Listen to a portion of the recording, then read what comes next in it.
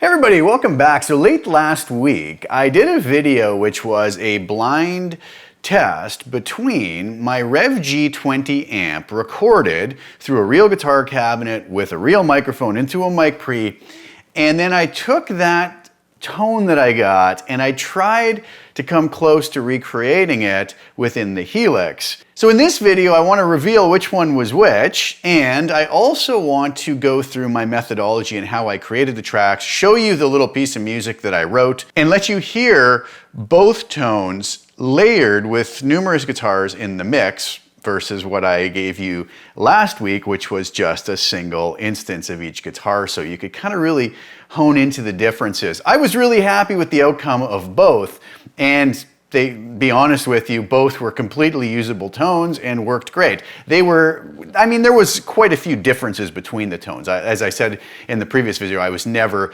claiming that they were even close to being the same, but I was actually amazed how close I could get them.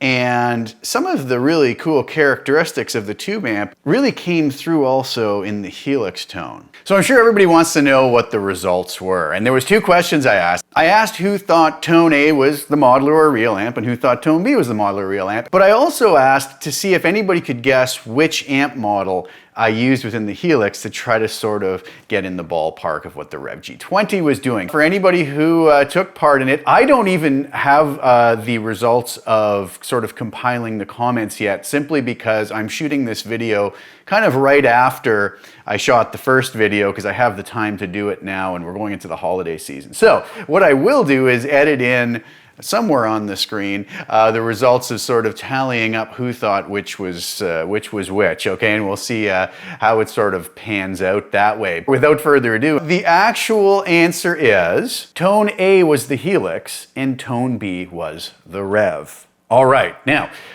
before I tell you which amp model I used though, let's go through the methodology of how I accomplished what I accomplished. Let's take a listen first to the full mix with all the guitars, me performing it through the Rev guitar amp tones.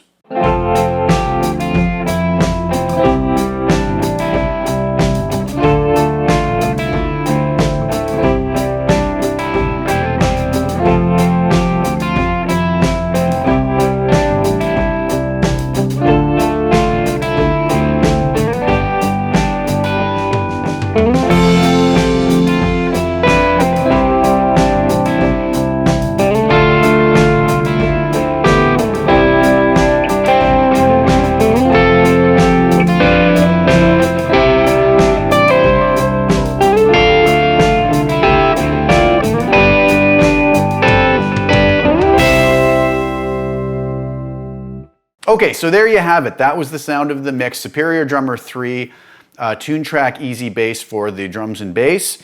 I believe it was the independent SDX from Superior Drummer 3. So you saw I used various different guitars, my Vigier guitars that I'm loving so much. Everything from humbucker pickups, single coils, different pickup selectors. So I didn't change the tones you heard as I layered, I just used the different guitars and my volume knob if I wanted it to be cleaner, dirtier, or what have you. Keep in mind, we also, when we compared the two files from the Helix and the Rev, it was the identical performance. I reamped the same performances for all the tracks through both, so we weren't hearing that variable in there. So what I did is I took my REVV G20 head with the settings that I'm going to show on the screen right now, going into a Rev 112 cabinet with a Warehouse 1890 speaker. It's a great little cabinet. I mic'd that with a Sterling Audio ST170 ribbon mic. I would say slightly off axis to the cone of the speaker and probably back about 10 or 11 inches, I would say. It was kind of a sweet spot. I got the tones that I was looking for.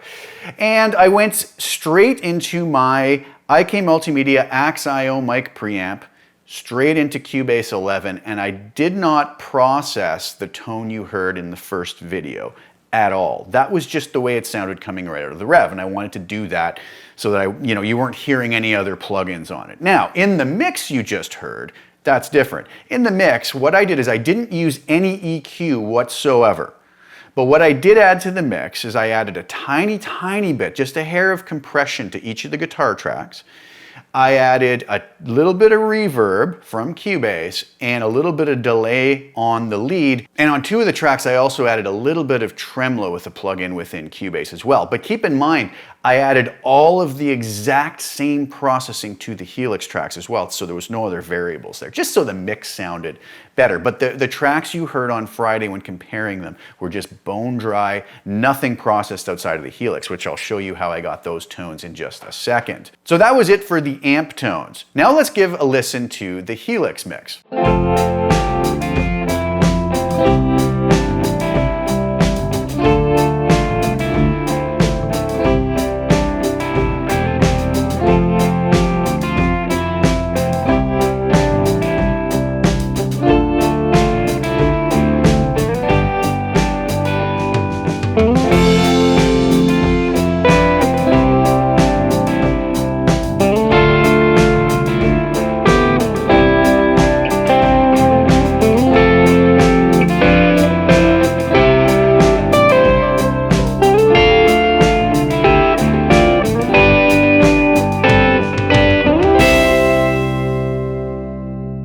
Okay, so some folks might say, well, what did you do there? And they want to know which amp model did I use. So let's go over to HX Edit and I'll show you exactly what I did. So the amp model I used was the brand new to 3.0 US Princess amp model. Very nice amp model. Now you'll look to the right of that and see IR. That's not something you see in a lot of my videos.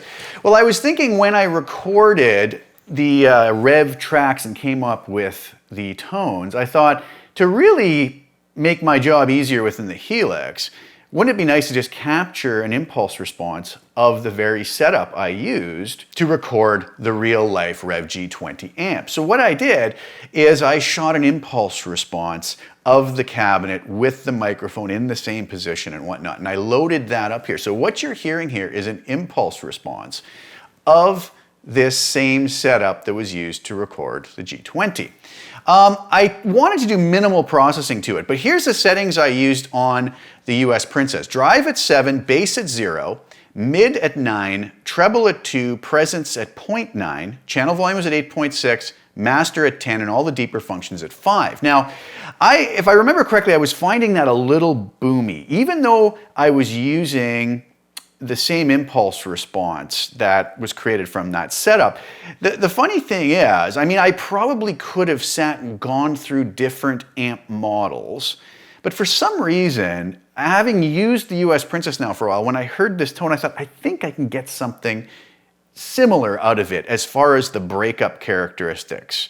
And that sort of edge of breakup. And again, there's probably other models that would have done just as nice a job, but I went with that. Now, the problem was I didn't want to get into heavy-handed EQ, but one thing I did do is I put a low and high shelf on, just subtly. So I took all the frequencies below 900 hertz and I boosted them by 1.8 dB. And I took all the frequencies above 3 kilohertz and I dropped them back 1.1 dB.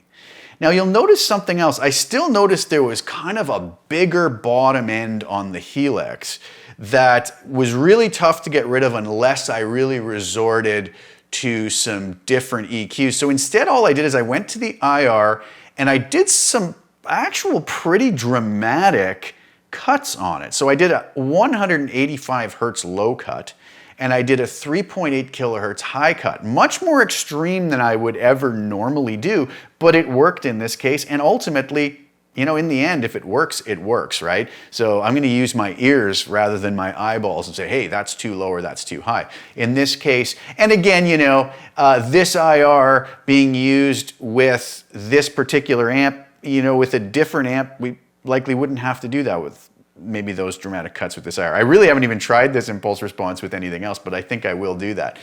Maybe that's a good future video.